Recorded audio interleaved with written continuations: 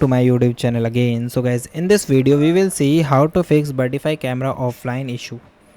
So guys, if you're facing such type of issues that your Birdfy camera facing the offline issue, so guys, first of all, ensure your Birdfy camera is fully charged.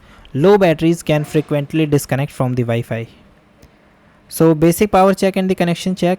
Also, Birdfy camera only connects to 2.4 GHz Wi-Fi network.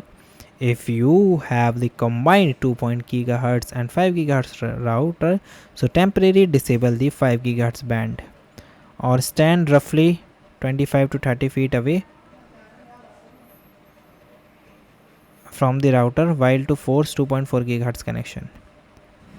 Check your app or the Google Play Store to ensure you are using the latest version of your Birdfy app. Then guys, hard reboot the device. So guys, restart the camera. Include the ejector pin to press the reboot button in the small hole next to the power button and press and hold the power button for 3 seconds to turn it back on. Then guys, unplug your router from the wall outlet and wait 1 to 2 minutes and plug it back in. Okay. Then guys, perform a factory reset.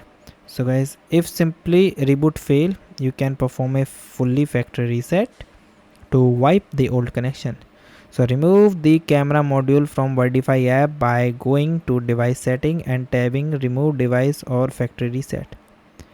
Power on the camera by pressing and holding the power button for 3 seconds.